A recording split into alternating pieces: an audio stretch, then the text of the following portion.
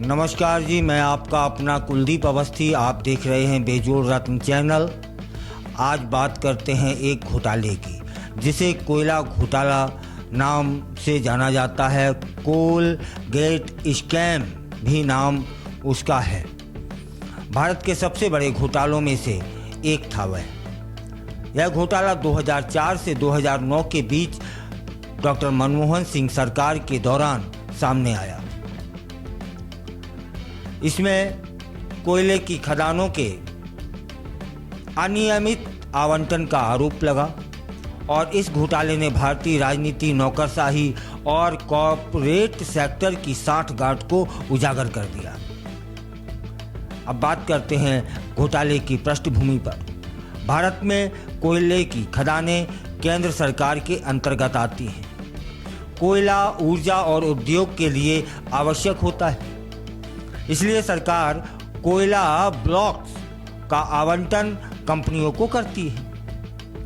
1993 से 2010 तक सरकार ने 200 से अधिक कोयला ब्लॉक्स नीलामी के बिना सीधे फर्स्ट कम फर्स्ट सर्व आधार पर निजी और सरकारी कंपनियों को कोयला दिया।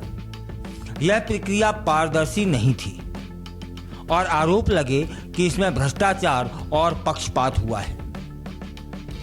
मनमोहन सिंह जी का रोल क्या था और क्यों चर्चा में आए? 2004 से 2009 के बीच कोयला मंत्रालय का अतिरिक्त प्रभार स्वयं प्रधानमंत्री मनमोहन सिंह के पास में था। इस दौरान भी कई कोयला खदानों का आवंटन हुआ और जिन पर बाद में सवाल उठे। इसलिए विपक्ष ने आरोप लगाया कि डॉक्टर मनमोहन सिंह ने खुद भ्रष्टाचार को नजरअंदाज किया या उसे संरक्षण दिया। अब समझ लेते हैं कि CAG रिपोर्ट में क्या कहा गया।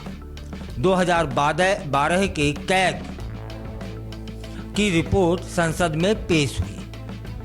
रिपोर्ट में कहा गया कि सरकार को लगभग 1.86 लाख करोड़ रुपए का नुकसान हुआ है, क्योंकि कोयला ब्लॉक्स बिना नीलामी के दिए गए। यह राशि बहुत ज्यादा थी और इसने जनता और मीडिया में उबाल सा ला दिया। कैग ने यह भी कहा कि अगर नीलामी होती तो सरकार को भारी राजस्व मिलता। राजनीतिक हलचल और आरोप, विपक्ष खासकर भारतीय जनता पार्टी ने प्रधानमंत्री मनमोहन सिंह से इस्तीफे की मांग कर दी। संसद में भारी हंगामा हुआ और कांग्रेस सरकार को बचाव में आना पड़ गया। यह मुद्दा 2014 के लोकसभा चुनावों में भी बड़ा चुनावी मुद्दा रहा था। CBI जांच और अदालत की प्रक्रिया क्या थी?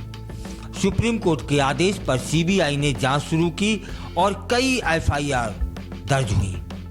2014 में सुप्रीम कोर्ट कहता है कि 1993 से अब तक आवंटित सभी कोयला ब्लॉक्स गैर कानूनी हैं। 214 कोयला ब्लॉक्स का लाइसेंस रद्द कर दिया गया था।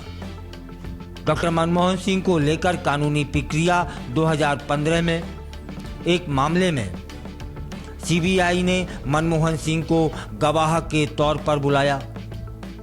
एक बार CBI कोर्ट ने उन्हें आरोपी बनाने की बात कही, लेकिन सुप्रीम कोर्ट में चुनौती के बाद मनमोहन सिंह को क्लीन चिट मिल गई। कोर्ट ने कहा कि उनके खिलाफ कोई आपराधिक साजिश का ठोस सबूत नहीं है। इस घोटाले में कई प्राइवेट कंपनियां, उनके अधिकारियों और सरकारी अफसरों को सजा हुई थी। 2017 में झारखंड में पूर्व मुख्यमंत्री मधु कोड़ा, कुछ अफसरों और कंपनियों को दोषी ठहराया गया था। CBI की जांच में पाया गया कि कई कंपनियों ने झूठे दस्तावेज, गलत दावे और रिश्वत के जरिए कोयला ब्लॉक्स हासिल किए हैं। इस घोटाले ने UPA सरकार की छवि को काफी नुकसान पहुंचाया था। 2014 के चुनावों में कांग्रेस की हार में इस घोटाले की भूमिका भी मानी जाती है। सरकार ने बाद में कोयला ब्लॉक्स की नीलामी की प्रक्रिया पारदर्शी बनाने के लिए नई नीतियां बनाई। कोयला घोटाला सिर्फ एक आर्थिक अपराध नहीं था, यह प्रशासनिक विफलता और भ्रष्टाचार की मिसाल बना। हालांकि डॉक्टर मनमोहन सिंह पर व्यक्तिगत तौर पर कोई भ्रष्टाचार का सबूत नहीं मिला, लेकिन नीति और फैसलों की जिम्मेदारी उनके ऊपर जरूर रही। यह घोटाला भारत में नीलामी और पारदर्शिता की आवश्यकता को मजबूती से सामने लाया। अगर आप चाहें तो मैं इस पूरे मामले को पॉइंट वाइज भी बना सकता हूं और बता भी सकता हूं। आपके कमेंटों का इंतजार रहेगा। आप कमेंट कर बताइएगा कि इस घोटाले की विस्तार से पॉइंट वाइज आपको वीडियो देखनी है क्या। यदि हाँ तो फिर कमेंट करिएगा।